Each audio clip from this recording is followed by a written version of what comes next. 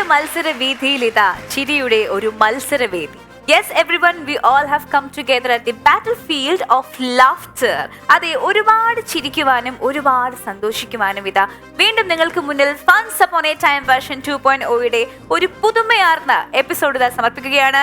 എല്ലാ പ്രിയ പ്രേക്ഷകർക്കും സ്വാഗതം. ചിരിയുടെ യുദ്ധം തുടങ്ങുമ്പോൾ യുദ്ധവേദിയിലേതാ ചിരിയുടെ പടത്തലവന്മാർ.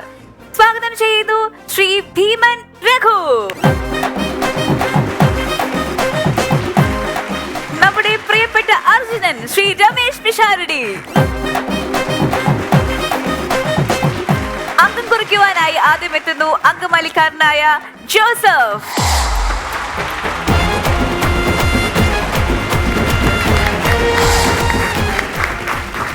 ജോസഫ് ഏടാ, വീണ്ടും സ്വാഗതം.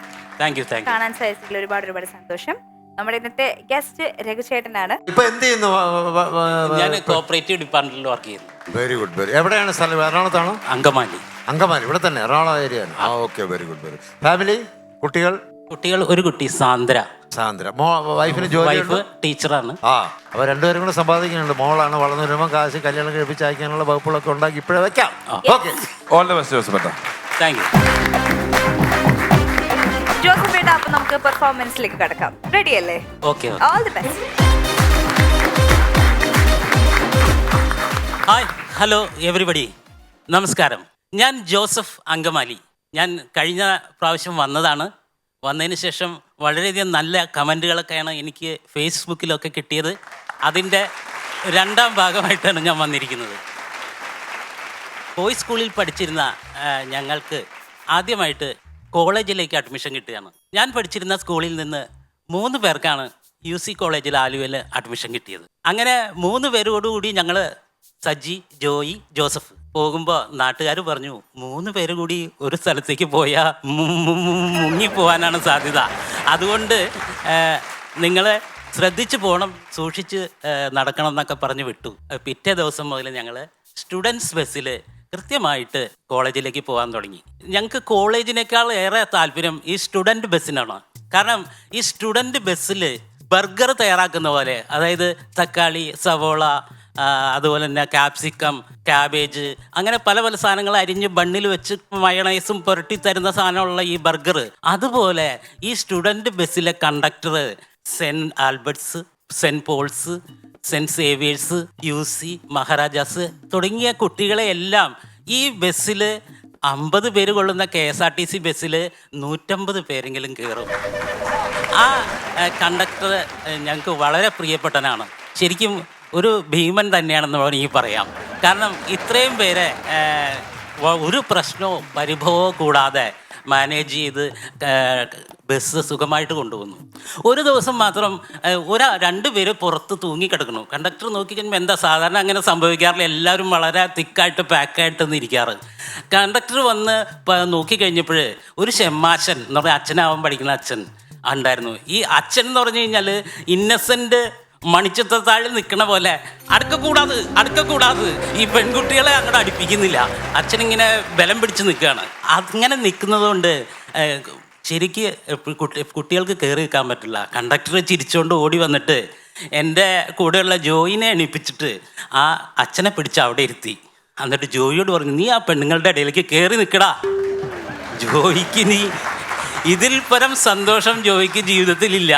വൈദ്യൻ വിധിച്ചതും രോഗി ഇച്ഛിച്ചതും ബ്രാൻഡി എന്ന് പറഞ്ഞതുപോലെ ജോയി സന്തോഷത്തോടെ പല സിനിമയിലും സലീമേട്ടൻ പെൺകുട്ടികളുടെ കൂടെയൊക്കെ ഇരിക്കാറില്ലേ, ആ സ്റ്റൈലിൽ ഇങ്ങനെ പുള്ളി ആസ്വദിക്കുകയാണ്, അർമാദിക്കുകയാണ്.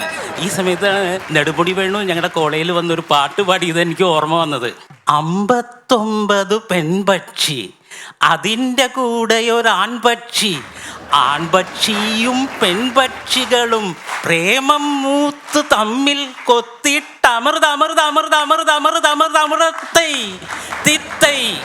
ഇങ്ങനെ വളരെ ആഹ്ലാദകരമായ യാത്രയോടുകൂടി ഞങ്ങൾ കോളേജിലെത്തി കഴിയുമ്പോഴോ ഞങ്ങൾ പാവം മലയാളം മീഡിയം സ്റ്റുഡൻസാണ്. കോളേജിൽ ക്ലാസ് എടുക്കുന്നത് യാതൊന്നും മനസ്സിലാവില്ല. ഞങ്ങൾ വളരെ കഷ്ടപ്പെട്ട് കുറേയൊക്കെ ശ്രമിച്ചെങ്കിലും ഞങ്ങൾ പിന്നെ പതുക്കെ ക്ലാസ് കട്ട് ചെയ്ത് ലൈബ്രറി പോയിരുന്നു. ലൈബ്രറി പോയി ഇരുന്നപ്പോഴോ അവിടെ ഇംഗ്ലീഷ് മാസിക ന്യൂസ് വീക്ക് സൺഡേ ഒക്കെയാണ് കിടക്കുന്നത്. അതും മറച്ചു നോക്കി പടവും കൊണ്ട് പിന്നെ പുറത്തിറങ്ങി. പിന്നെ അവിടെയുള്ള ക്യാൻറ്റീനിലേക്ക് പോയി. നമുക്കറിയാലോ വിനയ് ഫോർട്ടും നമ്മുടെ സൗബീനൊക്കെ കൂടി പ്രേമം സിനിമയിലിരുന്ന് ചിക്കൻ ഫ്രൈ ഒക്കെ അടിക്കണല്ലേ. പക്ഷേ ഞങ്ങൾ പഠിക്കുമ്പോൾ ചിക്കൻ ഫ്രൈ ഒന്നുമില്ല, പാറ്റ ഗുളിക പോലത്തെ പരിപ്പോട, 15 പൈസയേ ഉള്ളൂ. അതുപോലെ തന്നെ കൊസറ വെള്ളം പോലത്തെ ചായ, ഇതാണ് ആവുള്ളത്. ഉച്ചയ്ക്ക് കുമ്പളങ്ങ സാമ്പാർ, കുമ്പളങ്ങ പോലെ എന്തോ ഒരു സാധനം ഇങ്ങനെ പൊങ്ങിക്കിടന്ന് കഷ്ണം ചോദിച്ചു കഴിഞ്ഞാൽ ആ കഷ്ണം എടുത്ത് കാണിക്കാമല്ലോ, എന്ത് കരുതി ആ സാമ്പാർ. അങ്ങനെയുള്ളൊരു ക്യാൻറ്റീനായിരുന്നു അന്ന്. ഈ ക്യാൻറ്റീനിലിരുന്ന് ഞങ്ങൾ ഭക്ഷണവും കഴിച്ചതിന് ശേഷം ക്യാൻറ്റീനിൽ ആ ചേട്ടൻ്റെ കയ്യിൽ നിന്ന് ആ തോർത്ത് മേടിച്ചു. അതിനൊരു ഉദ്ദേശമുണ്ട്. ഈ തോർത്ത് എന്ന് പറഞ്ഞാൽ മൾട്ടി പർപ്പസ് തോർത്താണ്. അതായത് പ്ലേറ്റ് തുടയ്ക്കാനും മേശ തുടയ്ക്കാനും ഉപയോഗിക്കുന്ന ഈ തോർത്ത് തന്നെയാണ്. ഈ തോർത്ത് സ്റ്റെറിലൈസ് ചെയ്യാൻ വേണ്ടിയിട്ട് പുള്ളി ഇടയ്ക്കിടയ്ക്ക് കക്ഷത്തിൽ ഇങ്ങനെ വെച്ചിരിക്കും. അങ്ങനെ സ്റ്റെറിലൈസ് ചെയ്ത് അണുവിമുക്തമാക്കിയ തോർത്താണ് പുള്ളി ഉപയോഗിക്കുന്നത്. അങ്ങനെ ആ തോർത്ത് മേടിച്ചിട്ട് സെമിനാരിയുടെ മതിൽ ചാടിക്കടന്ന്, അപ്പോൾ പിന്നെ പെരിയാറിൻ്റെ സെമിനാരിയിലുള്ള കടവാണ്, ആ കടവിലേക്ക് പോകും. ആ കടവിൽ പോയി കുളിക്കാൻ തുടങ്ങുമ്പോൾ ഞങ്ങളെ സംബന്ധിച്ചോളം ആ പടം ഒരു തോർത്തുള്ളൂ. ഞങ്ങൾ 5-8 പേരുണ്ട്. അപ്പോൾ എല്ലാവരും ഡ്രസ്സൊക്കെ ഊരി കരയിൽ വെച്ചിട്ട് എല്ലാവരും കണ്ണടച്ച് ദിഗംബരന്മാരായിട്ട് ചെന്ന് വെള്ളത്തിൽ ചാടും. അങ്ങനെ ഇങ്ങനെ കുളിച്ചുകൊണ്ടിരിക്കുമ്പോഴാണ് ഒരു വിനോദയാത്രാ ബോട്ട്, ഭൂരിഭാഗവും പെണ്ണുങ്ങളാണ്, ആ ബോട്ട് ഇങ്ങനെ വരുന്നത്. ആ ബോട്ട് ഇങ്ങനെ കടവിൻ്റെ അടുത്തേക്ക് വന്നപ്പോൾ ഞങ്ങൾ പേടിച്ചു. കാരണം ഞങ്ങൾ ശ്രീകൃഷ്ണൻ ചേലകൾ മോഷ്ടിച്ച് കൊണ്ടുപോയി ആ ഗോപികമാർ നിൽക്കണ പോലെയാണ് ഞങ്ങൾ നിൽക്കുന്നത്. പുറത്തേക്ക് ഇറങ്ങി ഓടാനും വയ്യ, ബോട്ട് അടുത്തേക്ക് വരികയും ചെയ്യാണ്. അങ്ങനെ നിൽക്കുമ്പോൾ ആ സമയത്ത് എന്തോ പെൺകുട്ടികൾ അങ്ങനെ ചിരിച്ചു. പെൺകുട്ടികൾ ചിരിച്ചാണ് മഹാഭാരത യുദ്ധം ഉണ്ടായത്, ഭീമനത് അറിയാലോ അല്ലേ. അപ്പോൾ ഈ പെൺകുട്ടികൾ അങ്ങനെ ചിരിച്ചു കഴിഞ്ഞപ്പോൾ കണ്ടിട്ടുണ്ടാവില്ല, ഞങ്ങൾ കഴുത്തറ്റം വെള്ളത്തിലേക്ക് ഇറങ്ങി നിന്നു. അപ്പോൾ കാണാൻ സാധ്യയില്ല. അങ്ങനെ നിന്ന് കഴിഞ്ഞപ്പോൾ ഡ്രൈവർക്ക് എന്തോ പന്തികേട് തോന്നി. ഡ്രൈവർ ബോട്ട് തിരിച്ച് യാത്രയായി. പക്ഷെ അവരൊരു പാട്ട് പാടി. ആദാമിൻ്റെ സന്തതികൾ കായേനും ഹാബേലും അവരല്ലോ ഭൂമിയിലെ ആദ്യ സോദരന്മാർ. ആ പാട്ട് പാടി. ഇപ്പം മനസ്സിലായി. ഞങ്ങൾ താഴേക്ക് നോക്കി. താഴെ മണൽ തൊട്ട് ഓടി നടക്കുന്ന പരൽ മീനുകൾ വരെ വ്യക്തമായിട്ട് കാണാം. പിന്നെ മുകളിലുള്ള കാര്യങ്ങളുടെ പറയാനുണ്ടോ? അപ്പോൾ ഞങ്ങൾ ആകെ മാനം കപ്പൽ കയറി എന്ന് പറഞ്ഞാൽ മതിയല്ലോ. ഉച്ചവെയിൽ സമയമാണ്, അടിവരെ വെയിലെത്തും. ഏതായാലും കുളിയും കഴിഞ്ഞ് ഞങ്ങൾ നേരെ പറവൂര് ഉള്ള ഒരു തിയേറ്ററിലേക്ക് പോയി. രാധാ തിയേറ്റർ എന്ന് പറഞ്ഞ തിയേറ്ററാണ്. ഞങ്ങൾക്ക് പിന്നെ പഠിത്തം ഒന്നും മനസ്സിലാവില്ലല്ലോ. അപ്പോൾ പഠിത്തമൊന്നുമില്ല, മിനിമം സിനിമ കണ്ടു നടക്കുക, ഇങ്ങനെ തെണ്ടി തിരിഞ്ഞ് നടക്കുക, അതാണ് മെയിൻ പരിപാടി. അങ്ങനെ തിയേറ്ററിൽ ചെന്ന് കഴിഞ്ഞപ്പോൾ ആ തിയേറ്റർ ഈ സന്തോഷ് ജോർജ് കുളങ്ങരയുടെ ഭാഷയിൽ പറയുകയാണെങ്കിൽ ജാപ്പനീസ് ടെക്നോളജിയുടെ അതിവിപുലമായ പ്രവർത്തനങ്ങൾ അവിടെ കാണാൻ സാധിക്കും. അതായത് ഈ തിയേറ്ററിൽ നമുക്ക് വെള്ളത്തിൽ ഇങ്ങനെ കാല് ചവിട്ടിയിരിക്കാം, നമുക്ക് മീൻ പിടിക്കാം, മീനുകൾ വന്ന് കാലിൽ കൊത്തും. പിന്നെ ഇൻ്റർവെൽ സമയത്ത് ടോയ്ലറ്റിലേക്ക് പോകേണ്ട ആവശ്യമില്ല. ഈ ഇൻ്റർവെല്ലിൽ ഈ റെക്കോർഡ് നിൽക്കുമ്പോൾ ഇങ്ങനെ പല ശബ്ദങ്ങളും അവിടെ കേൾക്കാം. അപ്പോൾ ഈ സിനിമയും കണ്ട് നടന്ന് ഏറ്റവും അവസാനം ഞങ്ങൾ അവിടെ നിന്ന് പുറത്തേക്ക് വന്നു. വലിയ മാർക്കിൻ്റെ കാര്യം ഒന്നും ചോദിക്കരുത്. അത് കഴിഞ്ഞിട്ട് ഡിഗ്രിക്ക് വേണ്ടി ഞങ്ങൾ ശങ്കര കോളേജിൽ ചേർന്നു. ആ കോളേജിൽ ഞങ്ങൾ ഒരു ടൂറിന് പോയപ്പോൾ ഞങ്ങൾ ബോട്ടിങ്ങിന് പോയപ്പോൾ സാറ് പ്രത്യേകം പറഞ്ഞു, നിങ്ങൾ മിക്സഡ് ആയിട്ടാണ് ബോട്ടിങ് നടത്താവൂന്ന്. ഞാൻ പെൺകുട്ടികളെല്ലാം സമീപിച്ചു വന്നപ്പോഴത്തേക്കും ചെറിയ ബോട്ടുകൾ എടുത്ത് ഓരോരുത്തരെയും കൂട്ടി പോയി കഴിഞ്ഞു. അവസാനം അവിടെ ഒരു ലീല മാത്രം ബാക്കി നിൽപ്പുണ്ട്. ലീലയോട് ചോദിച്ചപ്പോൾ ലീലയ്ക്ക് തലവേദനയാണ്, അതുകൊണ്ട് പോകുന്നില്ല എന്ന് പറഞ്ഞു. ലീലയെ കാല് പിടിച്ച് വലിച്ച് ഒരു വലിയ ബോട്ടിൽ കയറ്റി. പക്ഷെ ലീലയ്ക്ക് ഇത്തിരി ഭാരം കൂടുതലായതുകൊണ്ട് ഈ വഞ്ചി തുഴഞ്ഞ് കുറച്ചങ്ങോട്ട് എത്തിക്കഴിയുമ്പോൾ വഞ്ചി കിടന്നിങ്ങനെ വട്ടം കറങ്ങാൻ തുടങ്ങി. കാരണം ഒരു വശത്തല്ലേ തുഴയണുള്ളൂ, അതുകൊണ്ട് വഞ്ചി കിടന്ന് വട്ടം കറങ്ങാൻ തുടങ്ങി. ഒരു തരത്തിൽ തിരിച്ചെത്തിച്ച് ലീല പുറത്തേക്ക് ഇറങ്ങി ലീലേനെ രക്ഷപ്പെടുത്തി. ആരും കാണാതെ ബസ്സിലേക്ക് ചെല്ലുകയാണ്. ബസ്സിലപ്പോൾ അവിടെ ഒരു കവിത എഴുതി കഴിഞ്ഞു. കഥയറിഞ്ഞോ കഥയറിഞ്ഞു ലീലയും ജോസഫും ബോട്ടിനു പോയ കഥയറിഞ്ഞു ശീലയിരുന്ന വശമങ്ങു താണു ജോസഫ് ഉടനെ മറുവശത്തേക്കോടി കഥയറിഞ്ഞു ശീലയും ജോസഫും ബോട്ടിനു പോയ കഥയറിഞ്ഞു. അങ്ങനെ ഡിഗ്രിക്ക് പഠിക്കുമ്പോൾ പിന്നെ കാര്യമായ ആഘോഷങ്ങളൊന്നുമില്ല. ഫെയർവെല്ല് കഴിഞ്ഞിട്ട് എല്ലാവരെയും ഗ്രൂപ്പായിട്ട് നിർത്തി ഫോട്ടോ എടുക്കാൻ നിർത്തിയേക്കാണ്. ആ ഫോട്ടോ എടുക്കാൻ നിർത്തിയേക്കുന്ന സമയത്ത് ക്യാമറമാൻ റെഡിയാണ്, ഞങ്ങളെല്ലാവരും റെഡിയായിട്ടാണ്. ആ സമയത്ത് സ്മൈൽ പ്ലീസ്. ഞങ്ങൾ ഈ ചിരിച്ചുകൊണ്ടിരിക്കുമ്പോൾ ഒരു ദുഷ്ടൻ വിളിച്ചു പറയാണ്, ജോസഫേ ചിരിക്കല്ലേടട്ടോ, ഞങ്ങൾക്ക് ഫ്രെയിം ചെയ്ത് ചില്ലിടാനുള്ളതാണ്. നീ ചിരിച്ച പല്ല് തട്ടിയിട്ട് അത് ഫ്രെയിം ചെയ്യാൻ പറ്റില്ല. ഈശ്വര, ഇതിലും വലുത് ഒന്നും കേൾക്കാനില്ലല്ലോ. ഏതായാലും ഞങ്ങളുടെ പഠിച്ച മിടുക്കന്മാരായിട്ടുള്ളവർ, ബുദ്ധിമാന്മാർ, പഠിച്ച് ഡോക്ടർമാരും എഞ്ചിനീയറായി അവർക്ക് കഷ്ടപ്പെട്ട് അവർ ജോലി എടുത്ത് ജീവിക്കുന്നു. പിന്നെ സുന്ദരന്മാരായ അതിബുദ്ധിമാന്മാർ നേഴ്സുമാരെ കല്യാണം കഴിച്ച് സ്വിറ്റ്സർലൻഡിലും UK-യിലും US-ലും ഇരുന്ന് ഇത് കാണുന്നുണ്ടാവും. ബാക്കി കുറച്ച് കിഴങ്ങന്മാരായ ഞങ്ങൾ പേര് ഒത്തിരുന്ന് PSC ടെസ്റ്റ് എഴുതി വളരെയധികം കഷ്ടപ്പെട്ട് പഠിച്ചു. ഞങ്ങൾക്ക് PSC ടെസ്റ്റ് കിട്ടുമോ, ഞങ്ങൾക്ക് ജോലി കിട്ടുമോ, ഇതൊക്കെ ഇനി അടുത്ത എപ്പിസോഡിൽ. നന്ദി, നമസ്കാരം.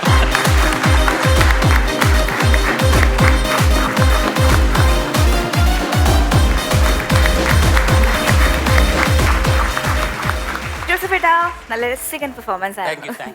ജോസഫേട്ട, വളരെ ഗംഭീരമായിട്ടുള്ള പ്രകടനമായിരുന്നു.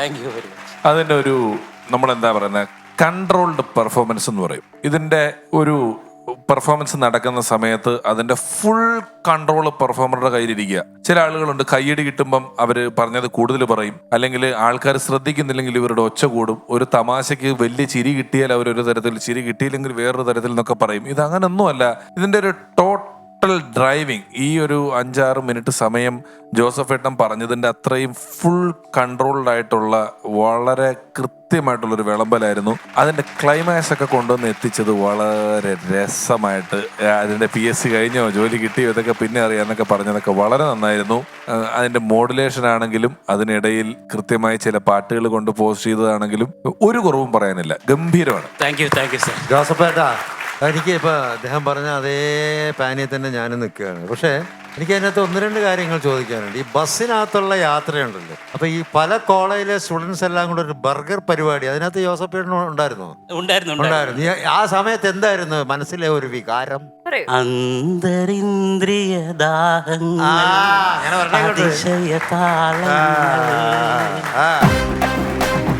അപ്പൊ ഗംഭീരമായി. Thank you very much.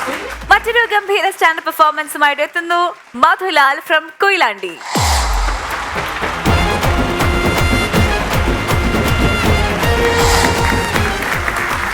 നമസ്കാരം, മധുലാൽ ഫ്രം കൊയിലാണ്ടി. നമസ്കാരം. സുഖം, കുഴപ്പമില്ല. മധുലാൽ ഭായ്, ഓ നമസ്കാരം. സാമ്രാജ്യത്തില് മമ്മൂക്ക് വന്ന് നിൽക്കുന്ന പോലെ മുഴുവൻ ഡെനിമാണല്ലോ, അങ്ങോട്ടും ഇങ്ങോട്ടും കംപ്ലീറ്റ് പൊളിച്ച് നിൽക്കുവാണല്ലോ. പ്രായമായില്ലേ, അതിന് മറക്കാൻ ഇതുകൊണ്ടെങ്കിലും നടക്കട്ടെ. ഏയ്, മധുലാലൊക്കെ ചെറിയ പ്രായക്കാരനാണ്. നിങ്ങൾ വെറുതെ അങ്ങനെ പ്രായം ക്ലെയിം ചെയ്യല്ലേ. എനിക്ക് ആദ്യം തോന്നി നിങ്ങളുടെ സൗണ്ട് കേട്ടപ്പോ മൂപ്പര് പറഞ്ഞ് ഡെനിമൊക്കെ ഇട്ട് മമ്മൂട്ടിയെ പോലെ വന്നെന്ന് പറഞ്ഞു. പക്ഷെ മമ്മൂട്ടിയുടെ ഒരു ശബ്ദമുണ്ട് നിങ്ങൾക്ക്. ഞാൻ ശ്രമിച്ചു നോക്കുന്നാല്. ചതിയൻ ചന്തുവിന്റെ കൊടും ക്രൂരതകളെ പറ്റി നിങ്ങൾക്ക് എന്തറിയാം?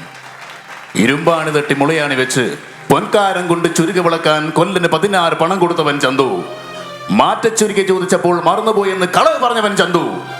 മടിയിൽ അംഗത്തളർച്ചയോടെ മയങ്ങുന്ന വീരന്റെ വയറ്റിൽ കുത്തുവിളക്കിന്റെ തണ്ട് താഴ്ത്തി മാറ്റാൻകൂട്ടത്തിലേക്ക് ചാടി രക്ഷപ്പെട്ടവൻ ചന്തു. കൊടും ചതികൾ പിന്നെന്തൊക്കെ പാടി നടക്കുന്നുണ്ട് പാണർ നിങ്ങളുടെ നാട്ടിൽ. ആവില്ല മക്കളെ, ചന്തുവിനെ തോൽപ്പിക്കാൻ ആണായി പിറന്നവരാരുമില്ല. മടങ്ങിപ്പോവാൻ.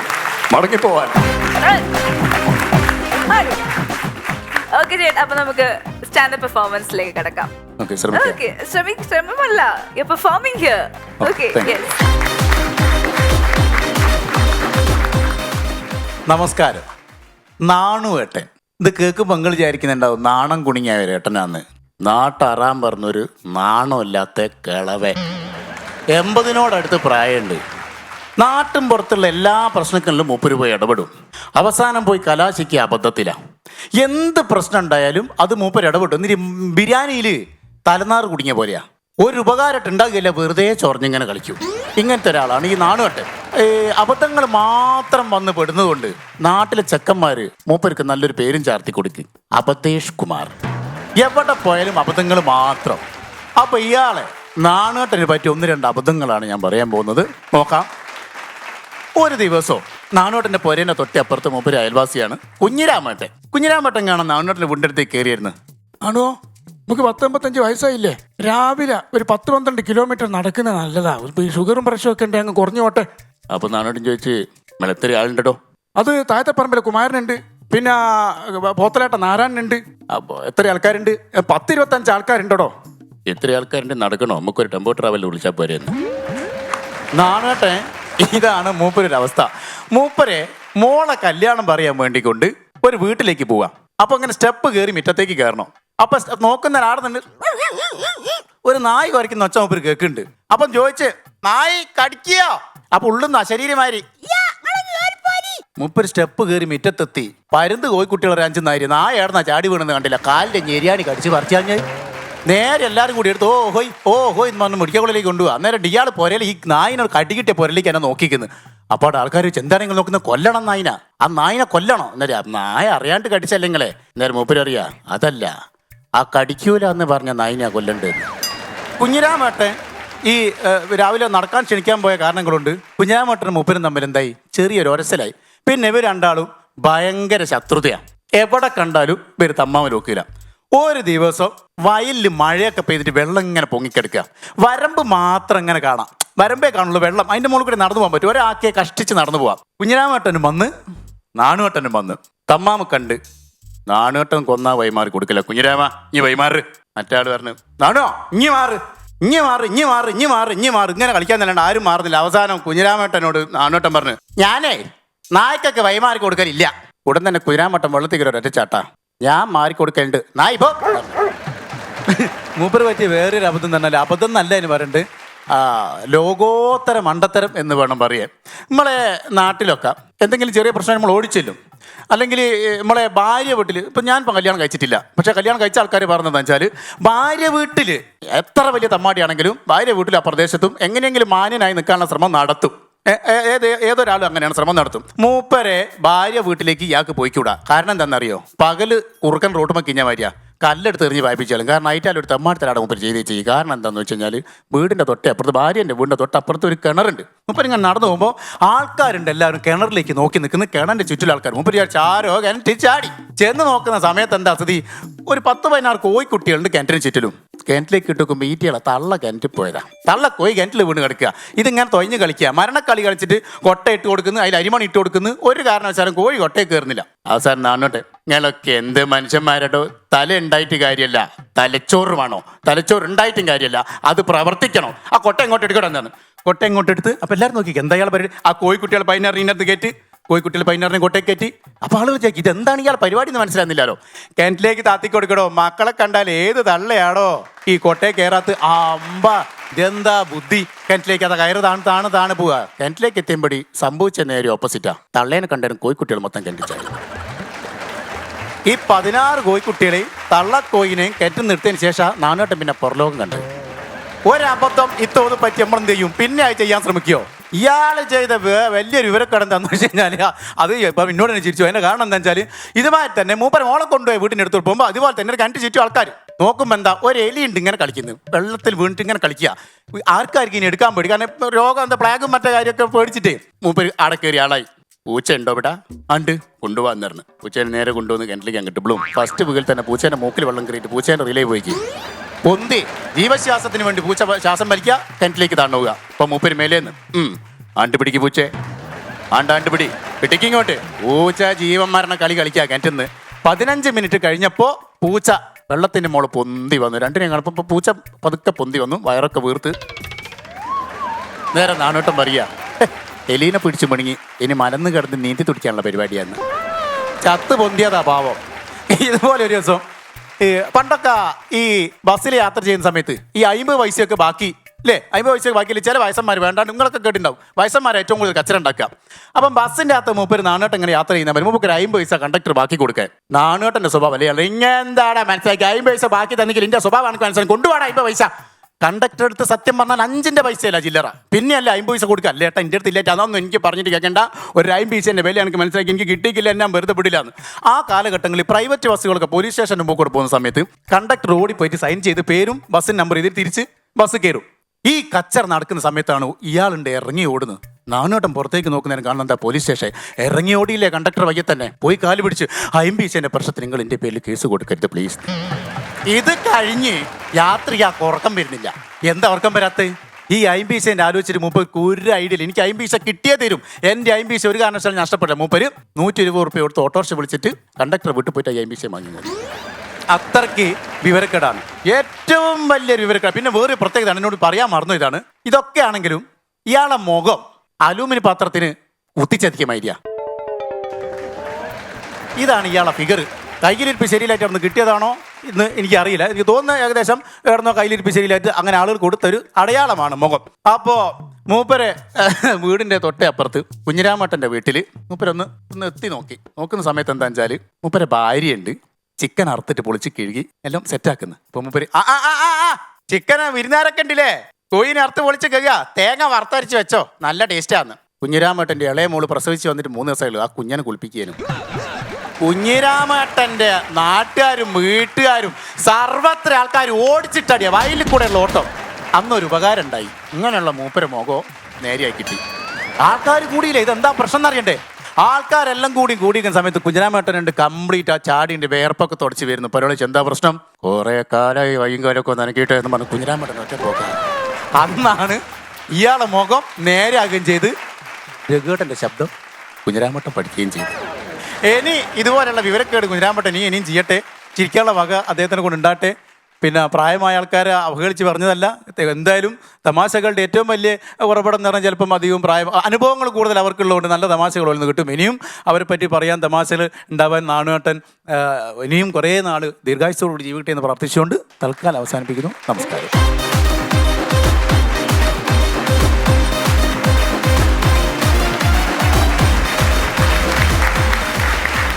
സൂപ്പർ പെർഫോമൻസ് ചേട്ടാ, അടിപൊളിയായിട്ട് സൂപ്പറായിരുന്നു.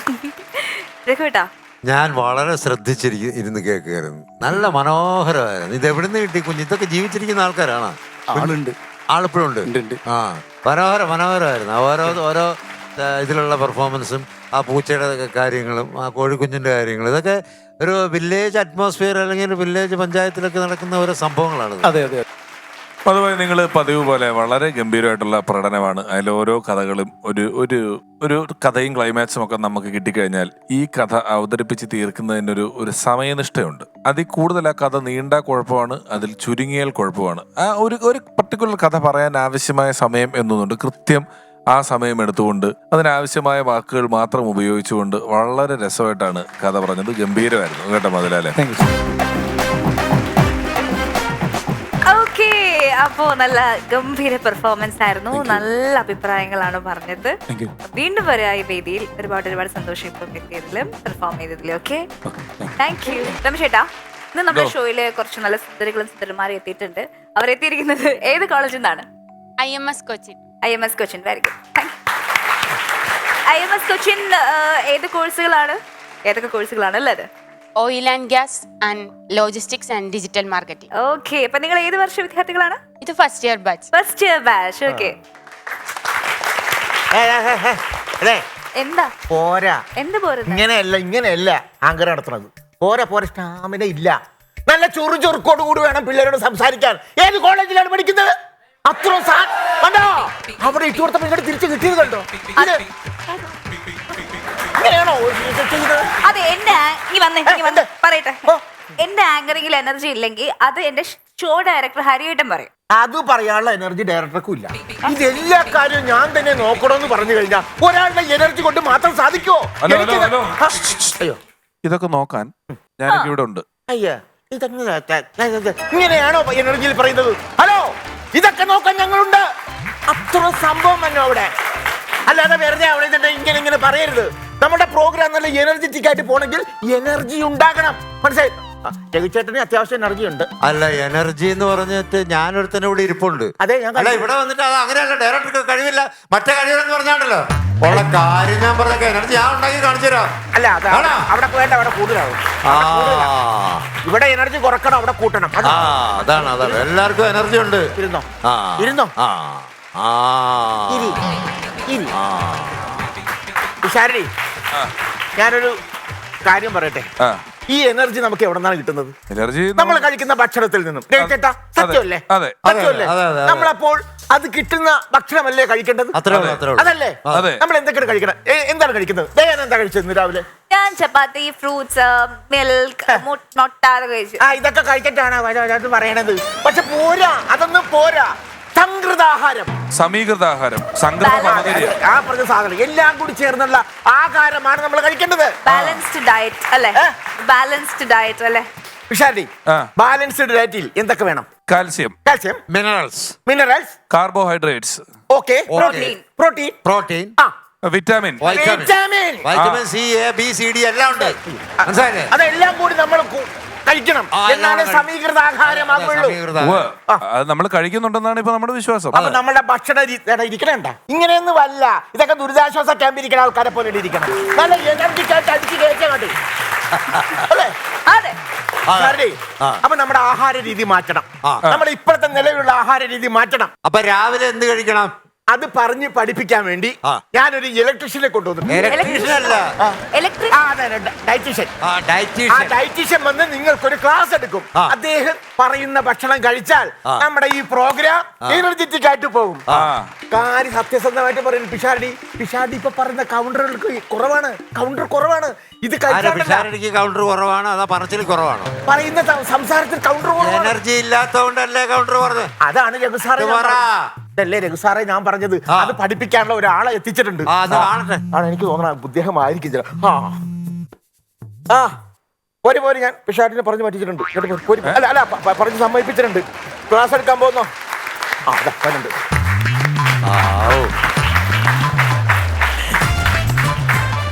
ഭ്രാന്താശുപത്രി വരിക? അല്ല പുള്ളി ഡയറ്റീഷ്യൻ. നമസ്കാരം. എന്താ പേര്?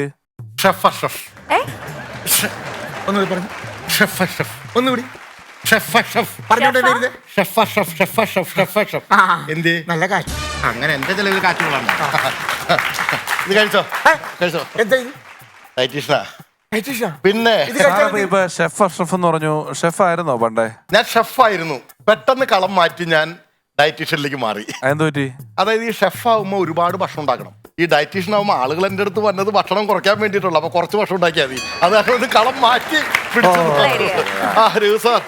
നമസ്കാരം. എവിടെ ഷെഫായിരുന്നു? ഏത് ഹോട്ടലിലായിരുന്നു ഷെഫ്? അത് പറയാൻ പറ്റില്ല, കാരണം അവിടെ ചെന്ന് കഴിഞ്ഞാൽ പിന്നെ എന്റെ പേര് അവർ പറയില്ല. ഹോട്ടലിന്റെ പേര് പറയില്ല? ഇല്ലില്ല. ഇപ്പൊ ഇന്നാള് കുറച്ച് ആൾക്കാർ കുറച്ച് കടകളൊക്കെ പൂട്ടിച്ചില്ലേ?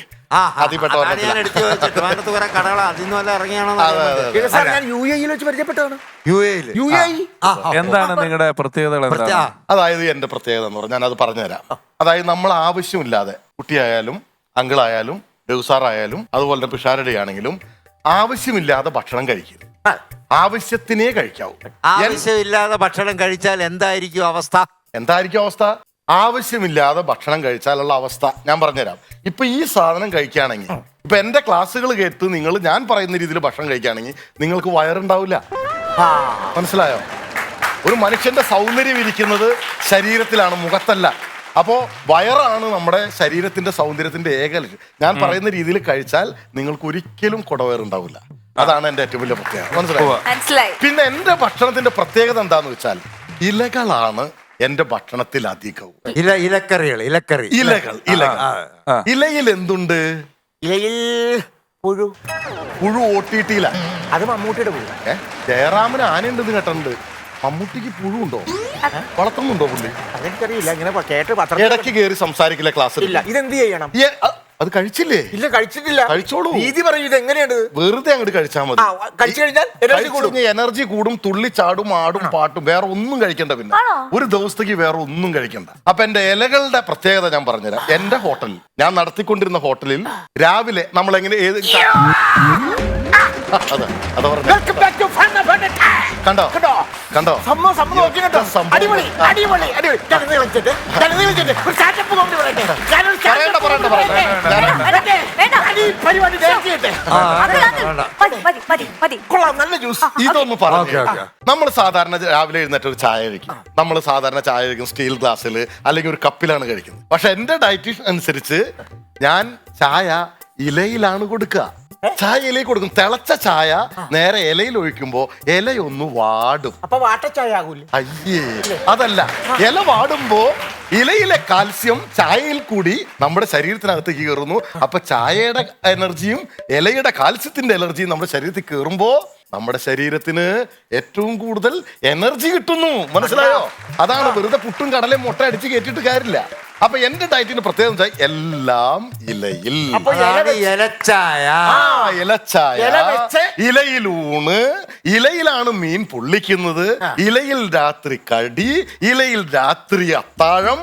എന്റെ ഹോട്ടലിൽ ഞാൻ നടത്തിക്കൊണ്ടിരിക്കുമ്പോ ബില്ല് വരെ ഞാൻ ഇലയിലാ കൊടുക്കുന്നത്. അവസാനം ഉറങ്ങുന്നത് ഇലയിലാണോ? അല്ലല്ല, നമ്മൾ എല്ലാം ഇലയിൽ കഴിച്ചാൽ അത്ര പെട്ടെന്നൊന്നും ആരും നമ്മളെ ഇലയെ പൊതിഞ്ഞു കൊണ്ടുപോകില്ല. മനസ്സിലായോ? അതാണ് അതിന്റെ സത്യം. മനസ്സിലായോ?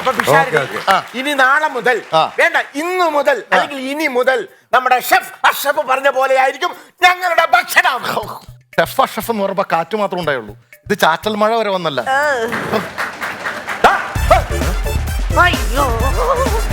എന്താ അങ്ങളെ ഓടുന്നത്?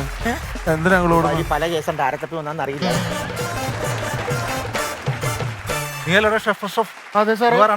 എന്തിന്? ഹോട്ടലിന്റെ പുറകിൽ കഞ്ചാവ് കൃഷി നടത്തിയതിന്. എടാ കഞ്ചാവ് ഷെഫേ. അയ്യോ അങ്കിൾ, അത് വേറെ ഒന്നുകൊണ്ടല്ല. രാവിലെ ഇലയിൽ ചായ, ഉച്ചയ്ക്ക് ഇലയിൽ ഊണ്, അതിന് ഇലയിൽ മീൻ വറുത്തത്, വൈകുന്നേരം ഇലയിൽ അത്താഴം. ഇതൊക്കെ കഴിഞ്ഞ് കഴിയുമ്പോൾ ആൾക്കാർ ചോദിക്കും വലിക്കാൻ എന്തെങ്കിലും ഉണ്ടോന്ന്. അപ്പൊ ഇലയിൽ പൊതിഞ്ഞു കൊടുക്കാൻ വേണ്ടി വെറുതെ വളർത്തിയതാ സാറേ. അല്ല സാറേ, ഒരു സംശയം. അപ്പൊ നമ്മുടെ ഈ സെൻട്രൽ ജയിലില് ഇലയിലല്ലേ ഊണ്? Moving on to our next segment, the excellence award. Excellence award സ്വീകരിക്കുവാനായി ഈ വേദിയിലെത്തുന്ന പ്രതിഭ. ചാക്യാർ കൂത്ത് എന്ന കലയിലെ ഉന്നതമായ പ്രകടനങ്ങൾ കൊണ്ട് നിരവധി ആരാധകരെ സമ്പാദിച്ച കലാകാരൻ. അദ്ദേഹം നാട്ടിലും വിദേശത്തും അനവധി സ്റ്റേജുകളിൽ പെർഫോമൻസ് ചെയ്തു നിരവധി പുരസ്കാരങ്ങൾ ഏറ്റുവാങ്ങിയ ഡോക്ടർ എടനാട് രാജൻ നമ്പ്യാർ. അദ്ദേഹത്തെ ഏറെ ബഹുമാനത്തോടെയും സ്നേഹത്തോടെയും ഈ വേദിയിലേക്ക് സ്വാഗതം ചെയ്യുന്നു.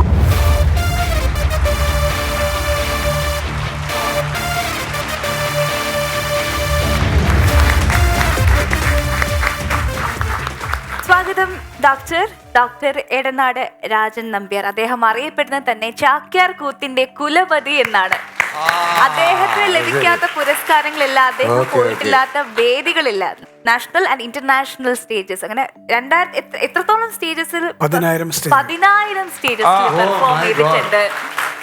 10,000 വേദികൾ എന്ന് പറയുമ്പോ എത്ര വർഷമായി രാജൻ സാർ ഈ പരിപാടിയിലേക്ക് ഇറങ്ങിയിട്ട്? ഞാനൊരു 10ാം ക്ലാസ് മുതൽ അരങ്ങത്ത് വരികയാണ്. യുവജനോത്സവത്തിലൂടെയാണ് വന്നത്. അതെ.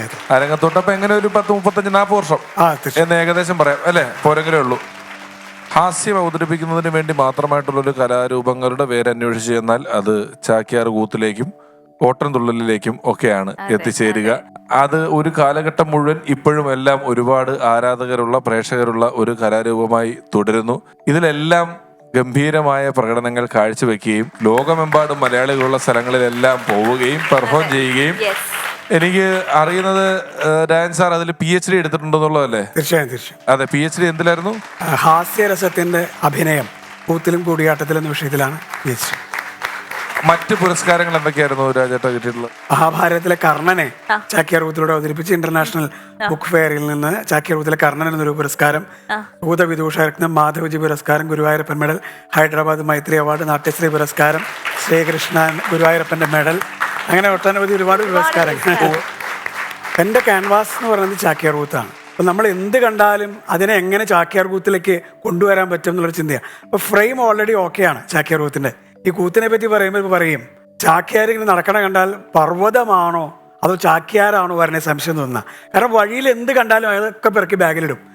അതുപോലെ ചാക്യാര് മനോഹരമായ എന്ത് വിഷയം കണ്ടാലും അതിനെ മുഴുവൻ തൻ്റെ കൂത്തിലൂടെ എങ്ങനെ പെർഫോം ചെയ്യാം എന്നതിനെക്കുറിച്ച് ചിന്തിക്കുന്ന ഒരാളാണ്. അങ്ങനെയാണ് ഭാസന്റെ ഊരുഭംഗം നാടകം അത് ഹാസ്യരസപ്രധാനമാണ് കൂത്ത് എന്ന ആളുകൾക്ക് ധാരണ നിലനിൽക്കെ കേരളത്തിന്റെ ഏറ്റവും ഗംഭീരമായ ഒരു ദുരന്ത നാടകം, ഭാരതത്തിന്റെ ദുരന്ത നാടക സങ്കല്പം, അതാണ് കൂത്തിലൂടെ ഊരുഭംഗത്തിലെ ദുര്യോധന്റെ മരണരംഗം.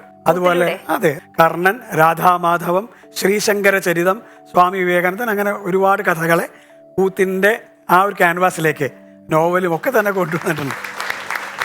ലാസ്റ്റ് ആ വീല് പൊക്കുന്ന സമയത്ത് മറ്റേ അമ്പ ചെയ്യുന്നതും, അതെ അതെ, കൃഷ്ണൻ മറ്റേ ഇത് ചോദിച്ചു മറ്റേ വസ്ത്രം ഇത് എടുത്ത് കൊടുക്കുന്നതും, അതെ അതെ, അതൊക്കെ ചാക്യാർ കൂത്തിൽ കൂടെ കാണുകയാണ് ഭയങ്കര രസമായിരിക്കും. തീർച്ചയായും അത് കോമഡി അല്ല, അവിടെ കോമഡി അല്ല, അതൊരു പ്രത്യേക സംഭവമാണ്. കാരണം രാജേട്ടന്റെ ശിഷ്യ സമ്പത്തിനെ കുറിച്ച് പറയാതെ നമുക്ക് രാജേട്ടന്റെ കഥകൾ പറഞ്ഞു തീർക്കാൻ പറ്റൂല. കാരണം എത്രയോ ശിഷ്യന്മാർ, അത് കൂത്തിലും കൂടിയാട്ടത്തിലും അതല്ല, അവരൊക്കെ പിന്നീട് മിമിക്രി ആയിട്ടും സിനിമാക്കാരായും സീരിയൽ നടന്മാരും ഒക്കെ ആയിട്ട് പോയിട്ടുള്ള ഒരുപാട് അഭിനേതാക്കള്, അവരുടെ ഗുരു ആരാണെന്ന് ചോദിക്കുമ്പം രാജൻ സാറിന്റെ പേരാണ് എല്ലാ കാലത്തും പറഞ്ഞുകൊണ്ടിരിക്കുന്നത് അല്ലേ?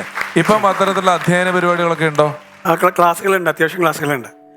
എന്റെ ഏറ്റവും ആദ്യത്തെ ശിഷ്യൻ എന്ന് പറഞ്ഞാൽ ഞാൻ തന്നെയാണ്. കാരണം നമ്മളിത് റെക്കോർഡ് ചെയ്ത് കേൾക്കും, കാണും, അപ്പോൾ ഒന്നും എനിക്ക് ഒരു സംതൃപ്തി തോന്നില്ല. പോരാ, ശരിയാവണില്ല. അപ്പോൾ എൻ്റെ ഏറ്റവും മോശമായ സ്റ്റുഡൻറ്റും ഏറ്റവും നല്ല സ്റ്റുഡൻറ്റും ഞാൻ തന്നെയാണ് കേട്ടോ. പിന്നീട് കുഴപ്പമില്ല എന്ന് തോന്നാറുണ്ട്. അപ്പോൾ എനിക്കുള്ളൊരു സന്തോഷം എന്ന് വെച്ചാൽ, ഒരിക്കൽ നമ്മുടെ സാഹിത്യ അക്കാദമിയിൽ മലയാള പഠന ഗവേഷണ കേന്ദ്രത്തിന് വേണ്ടി പ്രോഗ്രാം ചെയ്തു. അതിൽ ദുര്യോധനൻ ബ്ലീഡ് ചെയ്ത് മരിക്കുന്ന രംഗം ആ കഥ അവതരിപ്പിച്ച് കഴിഞ്ഞിട്ട് അവർ പറഞ്ഞു, 1 മിനിറ്റ് ഇവിടെ ഇരിക്കുവാർ. പ്രോഗ്രാം കഴിഞ്ഞു. നമ്മളവിടെ കസേരയിൽ ഇരിക്കുന്ന ഒരു ഡോക്ടർ ഇങ്ങനെ കയറി വന്നു. അവരുടെ കമന്റ്സ് ഒക്കെ പറയാനുള്ള അവസരം. അപ്പൊ അദ്ദേഹം ഓർത്തോയുടെ മെയിൻ ഡോക്ടറാണ്. അദ്ദേഹം അത് കരഞ്ഞിട്ട് പറഞ്ഞു, ഞാൻ ആ സദസ്സിൽ ഉണ്ടായിരുന്നെങ്കിൽ ദുര്യോധനം മരിക്കില്ലായിരുന്നു, എനിക്ക് താങ്ങാൻ പറ്റുന്നില്ല. അതിലൊരു കരച്ചിലാണ്. കാരണം സർ, നമുക്ക് വേണ്ടി ഒരു പെർഫോമൻസ് ഇവിടെ കാഴ്ചവെക്കില്ലേ? ഇതിപ്പോ ഒരു ചിരിയുടെ ഉത്സവത്തിന്റെ അരങ്ങാണല്ലോ. ഉത്സവത്തിന്റെ അരങ്ങെന്ന് പറയുമ്പോൾ കൂത്തില് നിരവധി ഉത്സവങ്ങളുണ്ട്. പാഞ്ചാലി സ്വയംവരം, അപ്പൊ ആ ഉത്സവ രംഗം വളരെ മനോഹരമാണ്. ആ ചെറിയൊരു ഭാഗം അതിനു വേണ്ടി ഒന്ന് പറഞ്ഞു നോക്കാം. ഒരു ഭാഗത്ത് പാഞ്ചാലി സ്വയംവരത്തിന്റെ ഒരു ഭാഗത്ത് ഗംഭീരായിട്ടുള്ള മേളം, മദ്ദള കാഹളാദി നിനദക്വാബി, തെണ്ട, മദ്ദള, മെടക്ക, തിമല, വാദ്യക്കാരൊക്കെ അങ്ങനെ നിരയായിട്ട് നിന്ന്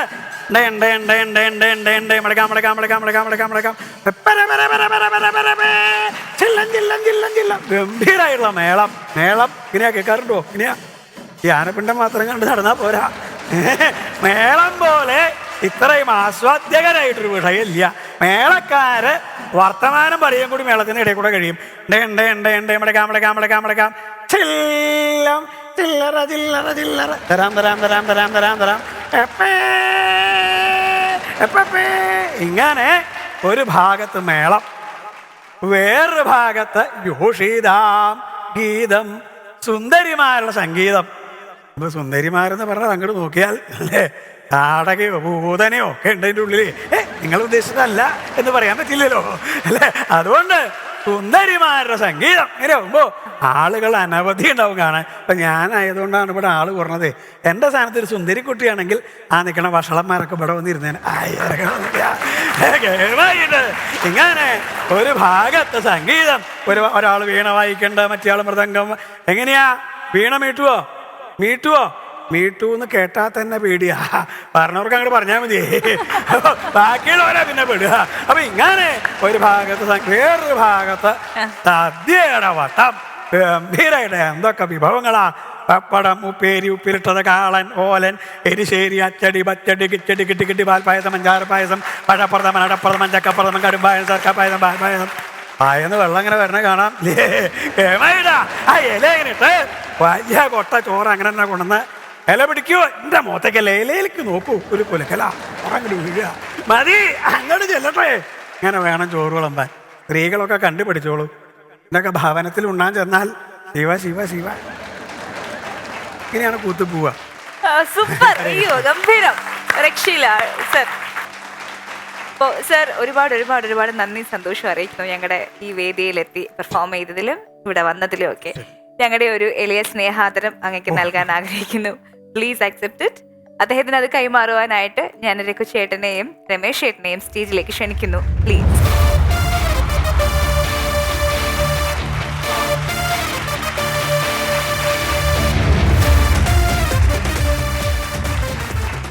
ശ്രീ ഇടനാട് രാജൻ നമ്പ്യാർ. ഒരുപാട് അംഗീകാരങ്ങൾ, 10,000-ഓളം വേദികൾ, 10ാം തരം മുതൽ ദാ ഇപ്പോൾ അല്പസമയം മുമ്പ് വരെ ഈ വേദിയിൽ ഉൾപ്പെടെ ഇവിടെ കൂടിയിരിക്കുന്നവരെ, ഇത് കണ്ടുകൊണ്ടിരിക്കുന്നവരെ ചിരിപ്പിക്കുന്നു, തന്റെ പ്രതിഭ അവതരിപ്പിച്ചുകൊണ്ട് അത്ഭുതപ്പെടുത്തുന്നു. അത്തരത്തിലൊരു കലാകാരൻ. കേരളത്തിലെ മലയാളികളുടെ ചിരിയുടെ തുടക്കത്തിന്റെ പണ്ടൊരിക്കൽ എന്ന് പറഞ്ഞ് ചെന്നാൽ നമ്മൾ എത്തുന്ന ആ ചാക്യാർകൂത്തിൽ നിന്നും ഓട്ടംതുള്ളലിൽ നിന്നുമെല്ലാം കാലം ഇത്ര കഴിഞ്ഞിട്ടും ഒരുപാട് പുതിയ പ്രതിഭകൾ അവിടെ വന്നിട്ടും എല്ലാം ആ മേഖലയിൽ അജയ്യനായി തന്റെ സ്ഥാനത്തിന് ഒരു ചലനവും സംഭവിക്കാതെ ചാക്യാർകൂത്തും ഓട്ടംതുള്ളലും എല്ലാം എൻ്റെ മുന്നിലിരിക്കുന്ന ഏറ്റവും പുതിയ തലമുറയ്ക്ക് വരെ മനസ്സിലാകുന്ന ഭാഷയിൽ പരിവർത്തനം ചെയ്തുകൊണ്ട് അവതരിപ്പിച്ച് സധൈര്യം മുന്നിലേക്ക് പോയിക്കൊണ്ടിരിക്കുന്ന രാജൻ സാറിൻ്റെ സാന്നിധ്യം തന്നെ ഫൺസ് അപ്പോൺ എ ടൈമിന് ഒരു അനുഗ്രഹമാണ്. വന്നതിന് വലിയ നന്ദി, വളരെ സന്തോഷം. അങ്ങയെ ആദരിക്കുക വഴി ഈ പരിപാടി ആദരിക്കപ്പെടുന്നു എന്ന് സ്വയം വിശ്വസിച്ചുകൊണ്ട് ഞങ്ങളുടെ ഭാഗത്തു നിന്നും ഒരു ചെറിയ ആദരവ്.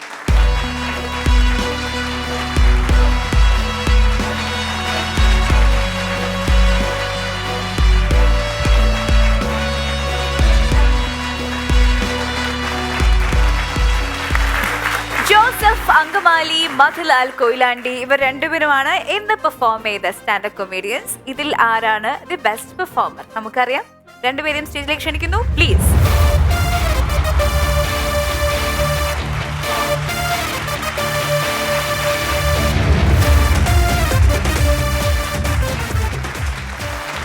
ജോസഫ് ഏട്ടനും മധുലാലും അടുത്ത കാലത്ത് ഒരാളെ തിരഞ്ഞെടുക്കുന്നതിൽ ഇത്രയധികം കൺഫ്യൂസിംഗ് ആയിട്ടുള്ള ഒരു എപ്പിസോഡ് ഉണ്ടായിട്ടില്ല. രണ്ടുപേരുടെയും പ്രകടനങ്ങൾ വളരെ മികച്ചതായിരുന്നു.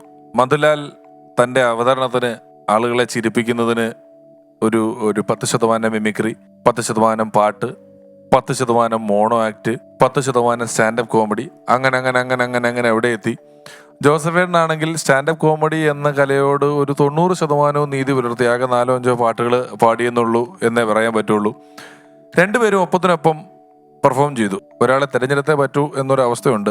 ഇന്നത്തെ എപ്പിസോഡിൽ കുറച്ചുകൂടെ ലൗഡറായി നമ്മളെ എൻ്റർടൈൻ ചെയ്തത് മധുലാൽ കൊയിലാണ്ടിയാണ്.